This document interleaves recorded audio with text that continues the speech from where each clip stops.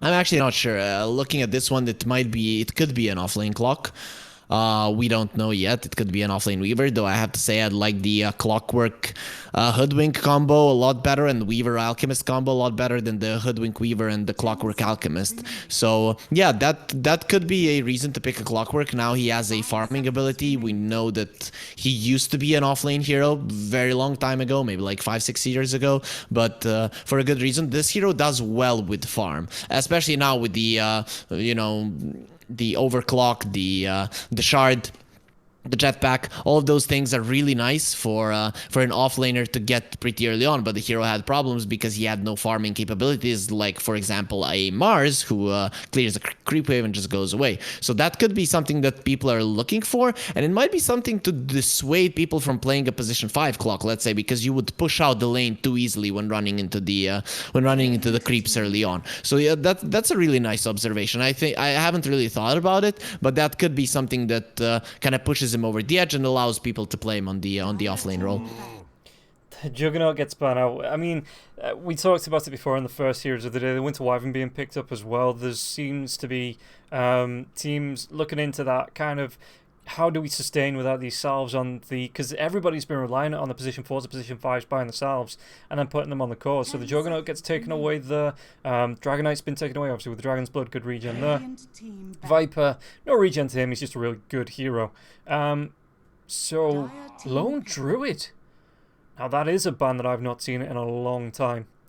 But looking at PuckChamp coming through, they've got the Winter Wyvern. What is it do you think that you want to play in this core role? Because I'm assuming, looking at this, it's going to be the Lesh mid Tusk off lane. 10 seconds I remaining. kind of think it might be a Tusk mid Lesh 1.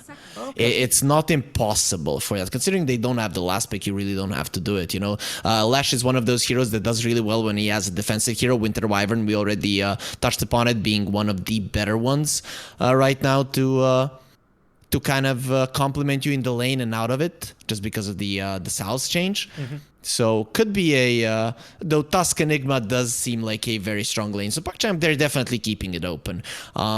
Given that they don't know where the Alchemist will go, I would I guess Lash would do okay against the Alchemist in the mid as well. But PuckChamp, you see what cybercats are banning. They're banning out heroes that can help and fight early on. So I'd go with something like that. Yeah, the Raid King might not be good at fighting early on, but he's good at taking towers early on. We could see the cybercats getting rid of the Juggernaut and the Lone Druid. They don't want their towers to fall. So the Raid King does make sense here. Yeah, and so looking at cybercats now with this lineup, like you say, there's still the flexibility from this entire draft. What are you expecting here with the Weaver picking up, the Alchemist, and seeing that Wraith King come out? Where do you think cybercats, are going to start to drop these heroes in terms of lanes? I think they need a mid laner right now. So in my mind, this is a Alchemist Weaver on one side and Hoodwink Clockwork on the other. That's how I think they should lane it. Is the easiest one. Weaver is really good to get away from the Tusk, get away from the Enigma Eidolons. So you should be okay there. The minus armor of the Alchemist and the Weaver does really well hand in hand together. You imagine a swarm inside of the acid spray. It's just gonna do so much damage. So Cybercats, I want them to have some magic damage dealer. Up there it is the Sand King, though it might not be the mid laner. It might be the Hoodwink in the mid. Let's see. So it is an off lane Sand King, a support Hoodwink. Oh no, actually... Wait, so Shigetsu is the carry. He does play the Weaver. They're gonna play a mid lane Alchemist. Okay, this is fine. I'm okay with this as well. The reason I'm okay with this is because Weaver is a hero that doesn't need farm. So he lanes well with the Clockwork, Hoodwink lanes well with the Sand King. Okay, this makes sense. So it's gonna be a magic damage dealing hero, but they switch things up from a thing. I don't think we thought it's gonna happen, but we were hoping that we see a core Clockwork, though not this time around. No, well, there's always next time. We've got another probably 6 months before the next patch, so Clockwork probably finds its place somewhere. Looking at this, with the Weaver core then, what do you think the build's going to be? Is it going to be like the old Maelstrom build? Do you think he goes for a Desolator? Because we've seen, I think the last time I saw a core Weaver was when TA2K used to play it. He used to still go for Lincoln Sphere. You got the power treads, went Lincoln Sphere first, and then he went back for like the damagey items on the Weaver. So what are you expecting here from this core Weaver? The last time I saw a core Weaver, it was Shigetsu playing it in the Tour 2 of the Eastern European DPC. So Shigetsu did play it, I think 2 games in a row. One he won, one he lost. With it, both of the games he went for Maelstrom, if I remember correctly. I'm thinking this out of my head. Yeah, he went Maelstrom both the games. I'm not checking it, but I'm pretty sure he did. So we're gonna be seeing a Maelstrom build. I do expect a BKB to come out somewhere there. They are playing against the Enigma and the Winter Wyvern, but I think you have to be somewhat ready to run in and just not be caught by all the magical damage, because the Lesh can destroy you quite a lot. But this is a game where I actually wouldn't even mind a Diffusal Blade. I don't know how great mana burning builds are actually against the Wraith King, because at level 15 he can get the Ag Shard, which actually isn't that bad, you know. It really is not. So I'm thinking that might be something that you want to go for the Weaver, but me personally, I think you go for a Maelstrom as your farming item. Because, yeah, sure, Alchemist is going to be getting most of the farm, but you still need to be out pushing the waves and stuff like that. So the Maelstrom does make much more sense. Plus, the Javelin is such a great build-up in the lane, especially with the Geminate attack. Yeah, and I suppose the Maelstrom as well. You're going to be wanting things to deal with the Eidolons, to deal with the Wraith King Skeleton Army as well. So being able to, even when the Acid Spray is coming out, you know, being able to do that with the Maelstrom, they're just on the right-click attacks from the Weaver, being able to Sakuchi through them as well to clear those off. Yeah, I can see that. I can see, I could even see a full Malenia build coming through. Yeah, I mean, it is hard to build a Weaver. You know, I'm liking that a guy that actually plays it quite a lot is playing the Weaver. When a carry hasn't been played for a very long time, it's very hard to get the proper build set up. So you don't know what feels well. Your teammates actually don't know what feels well to play with. So you really need to be careful about itemization. We see for now that he wants to go for a Falcon Blade, which does make sense. Just a little bit more mana on the hero is always nice. Yeah, and it looks like it's just going to be... No, it's... Yeah, two for two in terms of runes. So, looking at this line, you've got the Sand King, the Hoodwink, in the off lane here coming through. Sand King's not skilling anything up just yet. Do you think it's going to be any early points into the Bow Strike, or are you expecting fully, like, Caustic Finale into the Sandstorm and just trying to keep up in Wraith King's face and harass him down?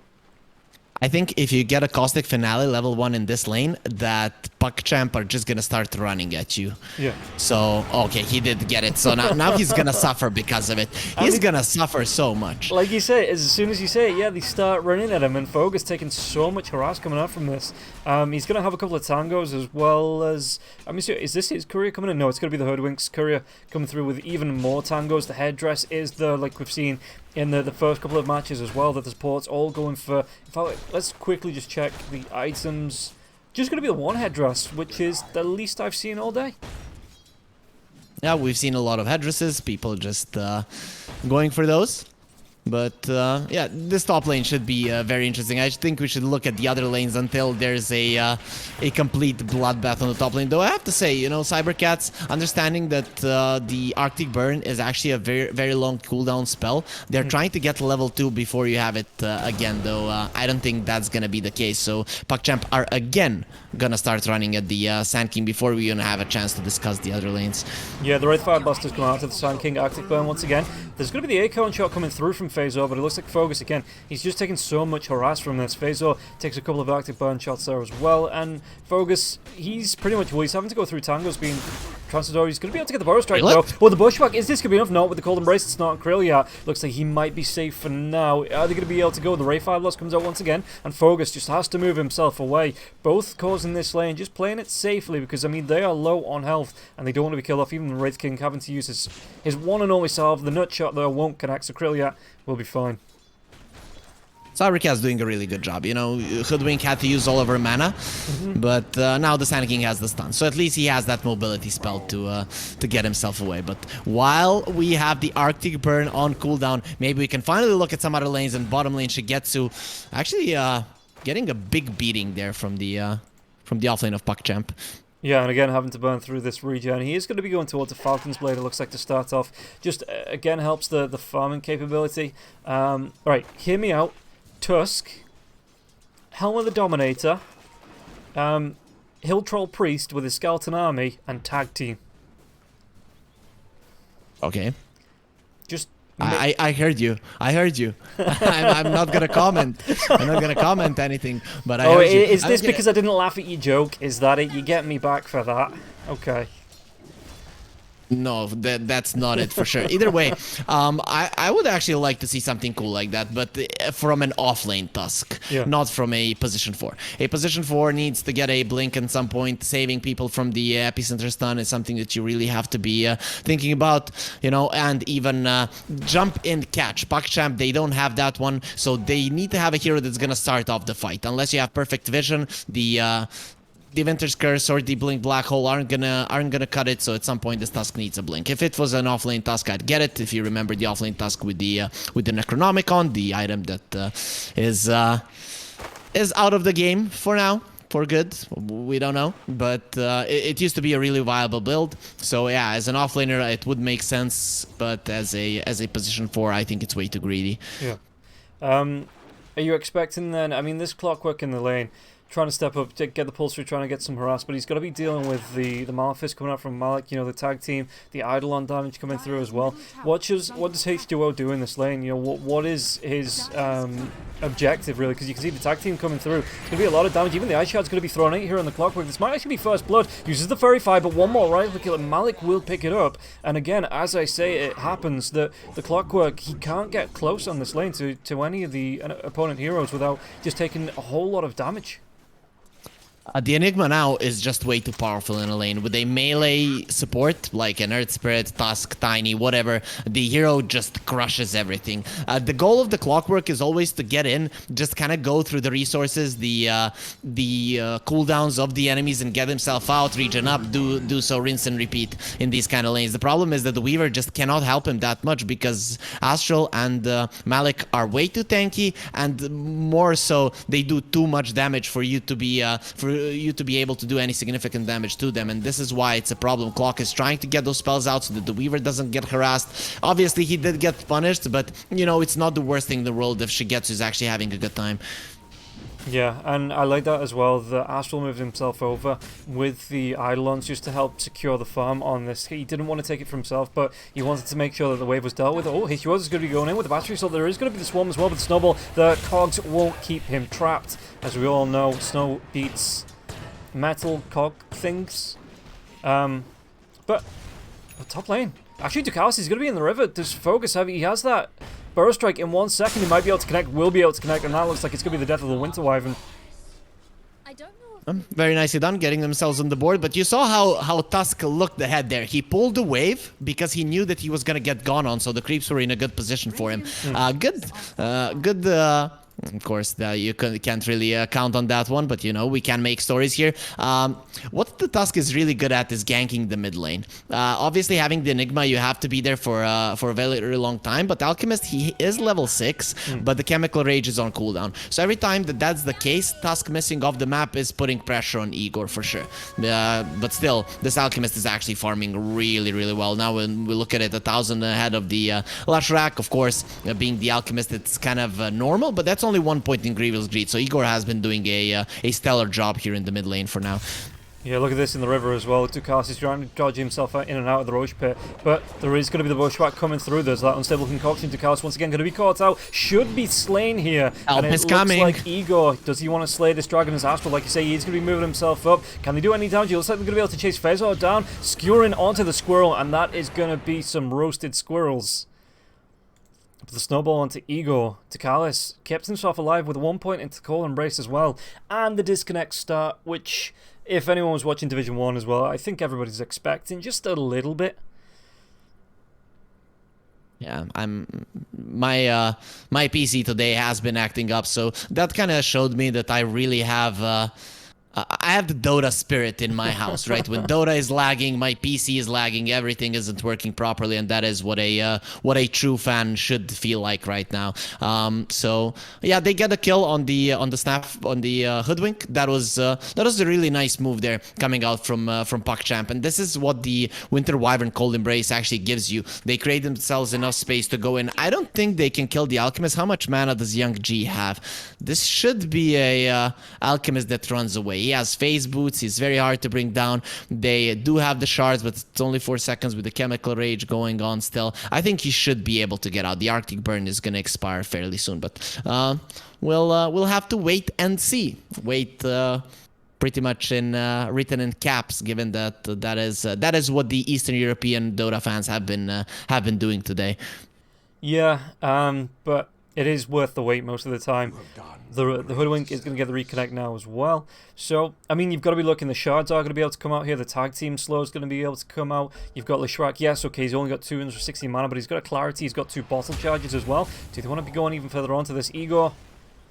Okay, he does get himself away now. I wanted to see them commit, but Young G just goes for the second best option is, well, if he's not going to be here, I'm going to clear out his jungle.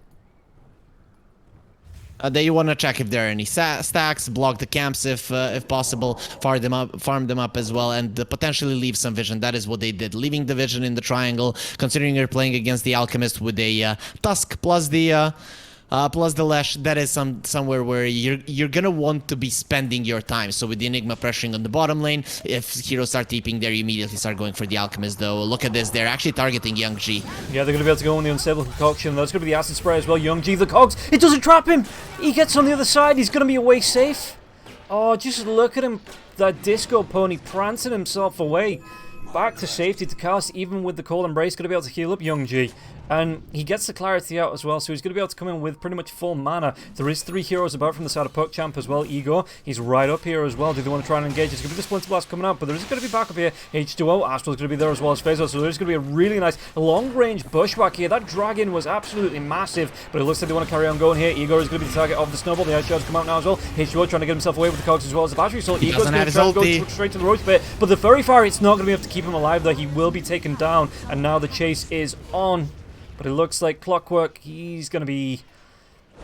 Again, he's going to be alright. Phasor even just trying to do a little bit up against Astral there with the Bushwhack. But they got the kill on the Alchemist, slowing him down. That's always a big plus here, especially when Young G can go into the jungle, find a couple of stacks like this, and try and close that gap on the net worth. DK Focus, he found the Chalice, and this should be an easy one. Epicenter comes out, yeah, Focus is going to find and slay the dragon. And it looks like with the Wraithfire Blast, so they do have the reveal, the vision comes out with the dust, yeah, so Focus, is he going to be able to get himself away from this one? The skeleton's popping up, he's trying to play Ring Around the Roses, the dust wears off, he keeps himself alive. And there's no way he spells, there's just nothing that Krilliak can do about that. Nicely done by DK Focus, but I want to go back to that move from cybercats in the mid lane. Right now, given that at that point there were only 2 points in Diabolic Edict on the Lesh, so at that point you want to put the Hoodwink in the mid lane and just go and farm creeps in the jungle if you're the Alchemist, and then if people aren't pressuring the mid lane, you know that they're hunting your Alchemist, you go back. But cybercats, they try to make the move on the Lash. If they cripple the Lash, then PuckChamp wouldn't have anyone to make plays with, but now with that kind of a play, you actually give Lash a little bit too much. Astral, though, it decides it's better to die than to live. I mean, the unstable... Cold Embrace, it's doing a little bit of healing. Still alive? Igor, yeah, Astral, he pops to the shards. He's going to be able to get himself away from this one because it's not going to be an unstable concoction. Well, it is going to be charging up now. It's just going to be a 1 second one, but it's not going to be enough damage, and there's going to be enough here to dissuade Igor from going up. He did use that the Chemical Rage early there as well at the beginning of that fight before they found the Tusk, so that will be wearing off, and he doesn't want to overcommit there. The Bushwhack not going to be able to catch out onto Astral as well. It looks like Clockwork could have been a little bit of danger, but there's going to be the rotation over from ccats to Callus. They drop the Swarm. Are they going to be able to get the kill through that Cold Embrace? They absolutely do. Sakuchi coming in clutch there, those 4 points to get the kill onto the Winter Wyvern.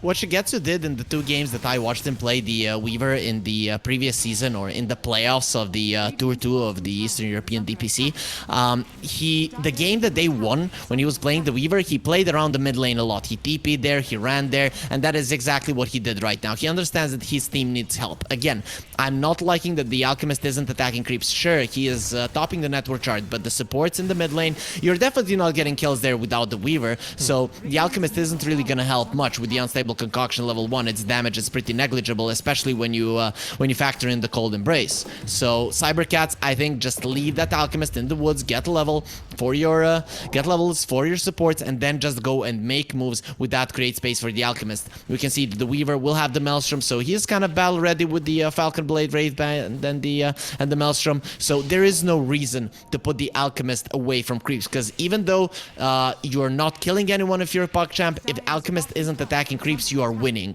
That is your goal right now for this game. Take down towers and force Alchemist to fight you, or force Alchemist to run away from you. Those are the 2 things. So PuckChamp for now been able to do it, and they are losing in terms of net worth, but it's still an Alchemist, so you're okay with this distribution of farm.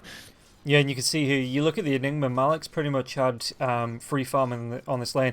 The Weaver has been in this lane, but he's not really contested onto Malik. Malik has a kill as well to his name. The Black Hole is there, and it looks like, oh, there's going to be the hook shot coming through. They're going to be able to lock down Snowball. Once again comes out. It's going to be the rotation in from Malik. Easy to try and go into this. The Walrus Punch comes out, so this could be a trade in terms of, it is going to be a trade in terms of supports. One more right click from these Eidolons. No, the Eidolons, they get cleaned up by the Sakuchi, the Swarm as well. H2O, he's going to be able to get himself away with 30 health.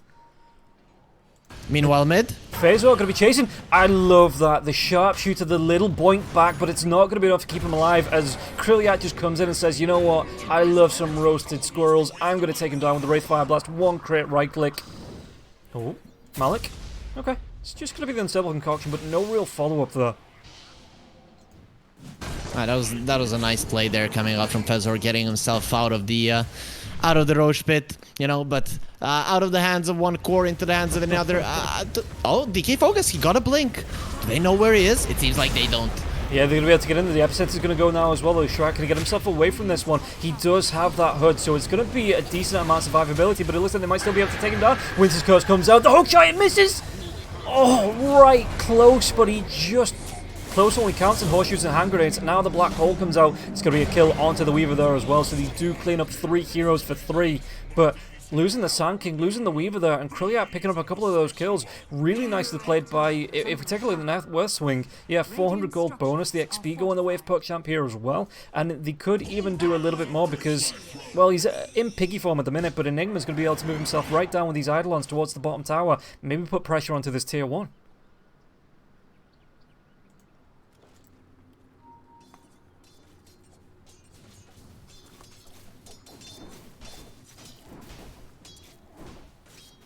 So, on mid lane, what are they going to be able to do? They do take down this tier 1 tower in the mid.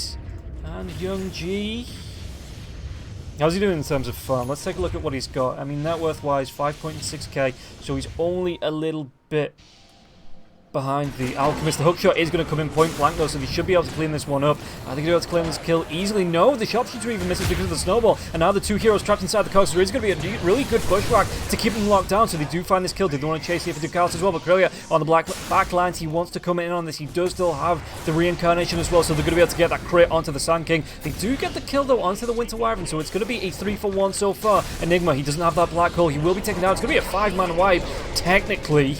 Can they make it 6 because of the reincarnation? There's 3 heroes about trying to do the damage. H2O will be taken down, but the chase is on. It's going to be on the Stable Concoction onto the Wraith King. And Wraith King, it is going to be the full team wipe going the way of Cybercats.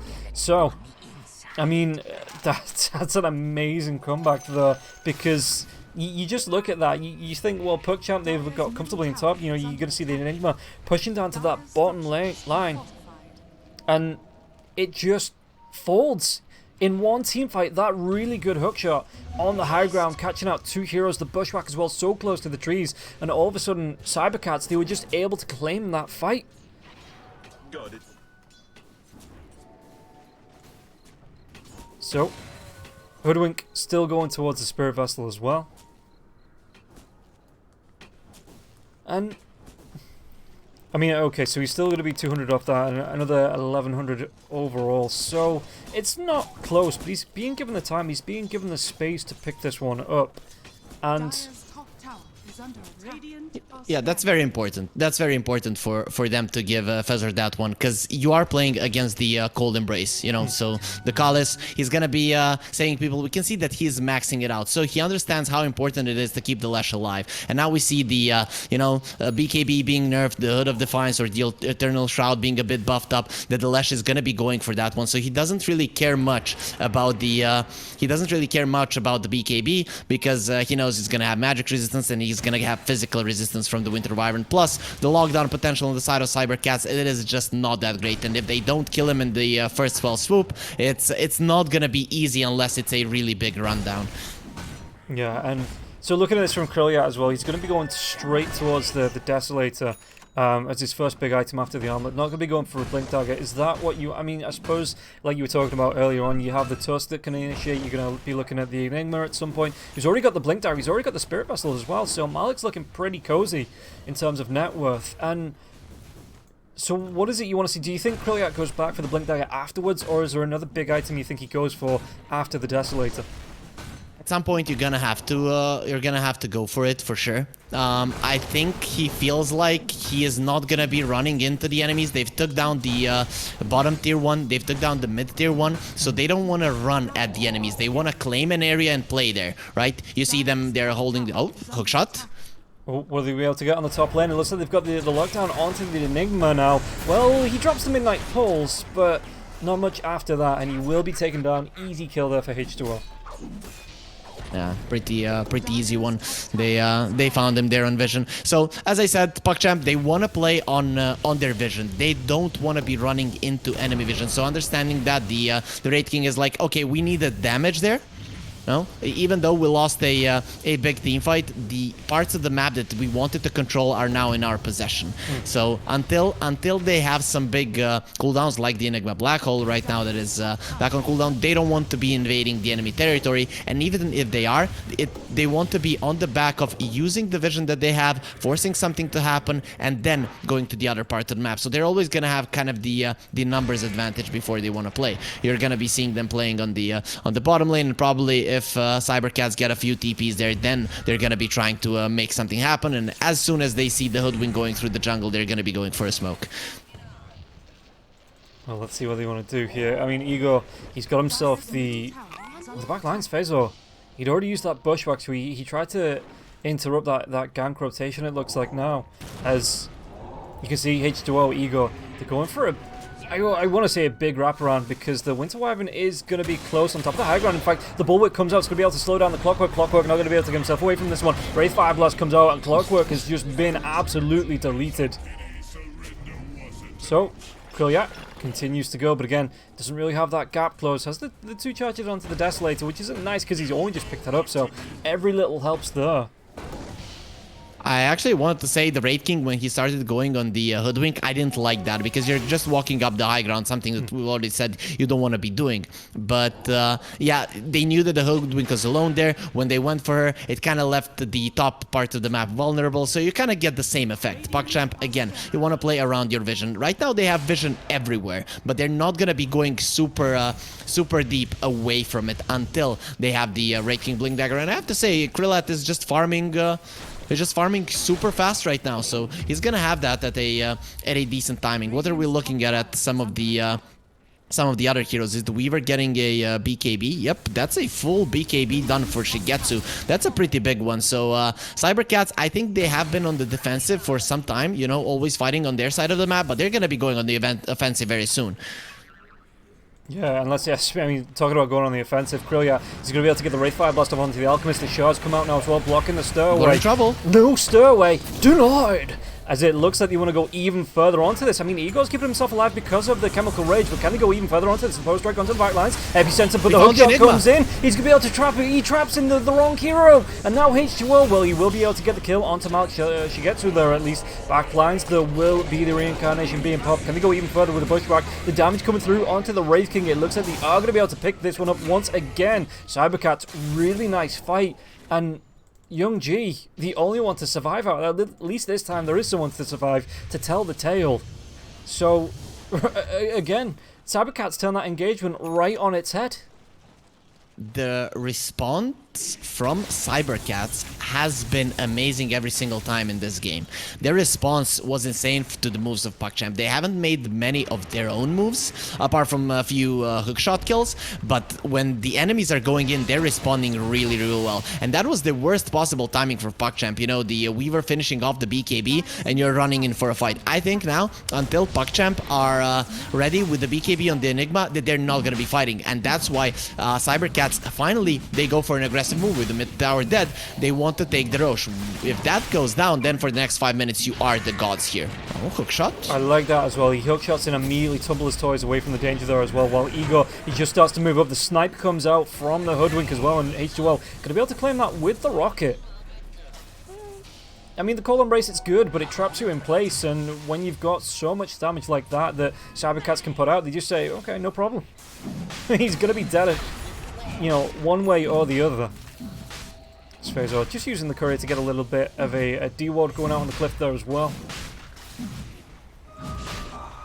And into the Roche they go again. PuckChamp, they have nothing to offer there. This is pretty big because you're gonna be kind of stronger during that BKB Enigma timing. So once the Enigma gets the BKB, PuckChamp ideally they would like to go for a big team fight. Right now it is impossible to do. So what PuckChamp need to do now is just get a blink on the Wraith King, get a blink on the Tusk, try to get a few pickoffs from those, and just never go onto the enemy territory again. You would ideally, if you want to fight, put the Wraith King in front. Once the enemies start running in, the Weaver, the Alchemist, you use the Winter's Curse and you set up for a great black hole. That is the way that you're gonna win a fight, but that is very hard to happen given that the enemies, they have better vision. Yeah, Fogus just comes in, gets the engagement here onto the Wyvern. There was even a ward. I don't know what the Winter Wyvern was doing because the ward saw them. I think they were smoked actually, but yeah, just easy kill there, and Winter Wyvern gets deleted down for 30 seconds or however long it was. And Sanking, do you ever think that this trio here, Fogus, H2O, and Phasor, is this just how they play at the minute? Do they just keep themselves together and look for the gank potential like that, while Igor as well as Ccats go off and farm? Yep, Clockwork is our vision, the Sand King is our stun, and the Hoodwink is our damage. That is the way that they're playing right now. But the other ones don't need to farm right now. Igor and Shigetsu will always be in the vicinity, with Igor probably a little bit closer and the Weaver a little bit farther away, given that he's more mobile. But do they see the Lesh? Okay, Young G, he doesn't know actually how close to that he was actually. With that scan, he doesn't. Krillat. Oh, the blink comes in, the unstable concussion, but the immediate blink out from the Wraith King, yeah, and no vision because the rocket fled the hook. Oh, that was, again, that was so close, but you can only count close. You know, it doesn't really matter how close it is if it doesn't connect. And the Wraith King, if he wasn't bald, he definitely would be after that hook shot, you know. So it was just so close, like literally by the hair. He got himself out. Yeah, if he was still using the default Wraith King skin there, you know, he would have connected. But thank God that he's using the skeleton. He's so thin. The guys lose weight. It's definitely going to be beneficial to your health. You see, the Wraith King, he literally survived because he was thinner than normal. That's it. We're of course, in that's not how Dota works. The time of Dead King Spring.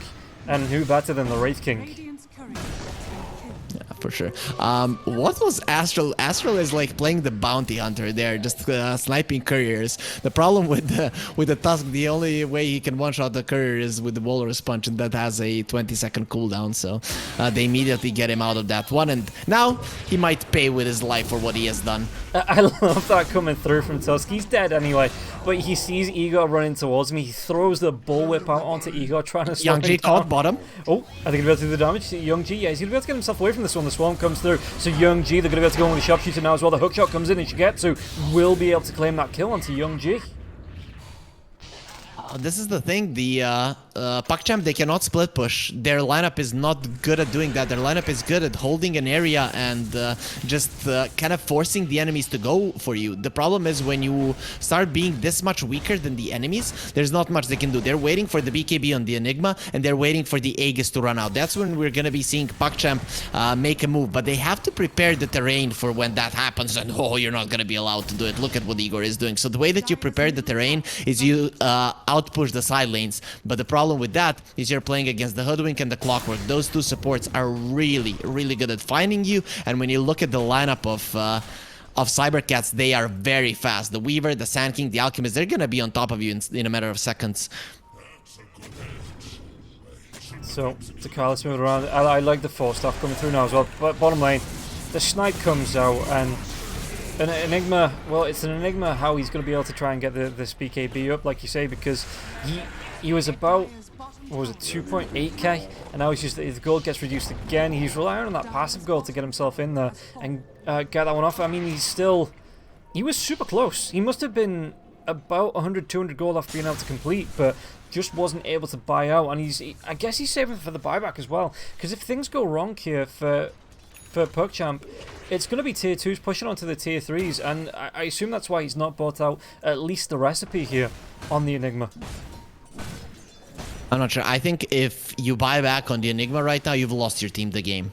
I think that's the case, and poor PuckChamp. They're just getting absolutely obliterated. Yeah. H2O coming in there with the Rocket Flare to snipe that. I mean, Hoodwink's supposed to be the one with the sharpshooter, but the Rocket Flare able to claim that kill for H2O. And Astral, what is he? 0, 7, and 6. That's a far cry from the Tusk that we saw this morning. Man, the PuckChamp, you know, from before TI, there were teams, the VP, Spirit, and then PuckChamp was kind of up there, top 4 in the Division 1. Now they dropped down to Division 2, and here they're getting owned by cybercats. Some of these guys, you know, people haven't heard of them. They have been in the scene, in the tier 2 scene for some time, but people don't know these guys, and they're destroying PuckChamp, to be honest. Like, they did everything right apart from a few aggressive moves in the early game. You know, the Alchemist dying and maybe Alchemist being chased away, not hitting creeps when he should. Other than that, cybercats have done everything right in this game. Their responses to PuckChamp have been amazing. And finally, BKB on the Enigma is there. PuckChamp, they only have one outer tower. They have to play around it. Again, their lineup, they need to hold their ground. If they're running towards the enemies and they expose the Enigma, expose the Winter Wyvern, they're just gonna be in such a bad spot because they'll be under enemy vision, and then you've already lost the fight. So let's see how they approach it. Look at it. They are hiding behind the Lash the best possible way, but here comes the Rocket Flare.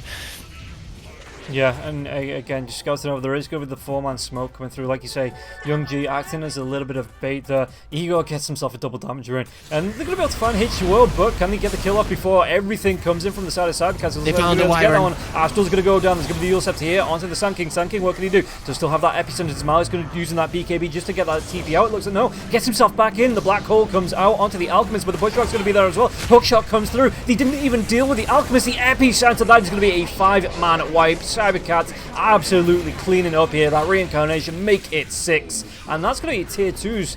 I mean, you look at the heroes that they've got left. Okay, the buyback can come through from the Wraith King, from the Leshrac, but what does that actually do for PuckChamp? They're just going to go for the double damage run's still here for the Alchemist as well. It is about to wear off as that fortification goes, but this is going to be a tier 3, probably a lane of racks here as well for the side of cybercats.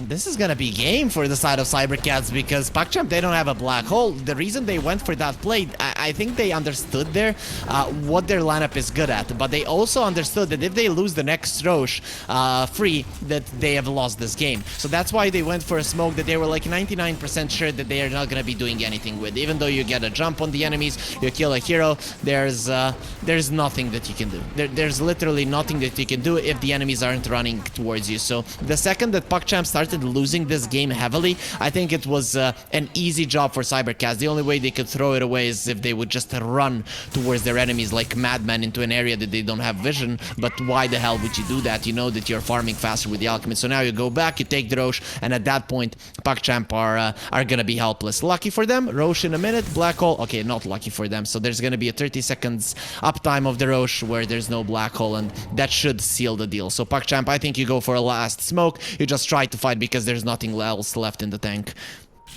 Yeah, and I'm just trying to think of all the ways that they could pull this off. I mean, because the Alchemist, there could be the blinking again. Raw, such a good double burrow strike there as well. The hook shot comes through, but the snowball will be there. The epicenter once again going to be channeled, and there's going to be 2 heroes stuck here. That's going to be the kill onto Young G, and they can go into Astral now as well. It's 3 heroes down. Can they make it another team wipe as Ego coming through with the Unstable Concoction once again? Going to be able to throw that one out before the Wraith Fire Blast can come back in response, and this is going to be another death here for the Wraith King at the epicenter once again. Did he not get that the first time? As it looks like he come through the burrow strike.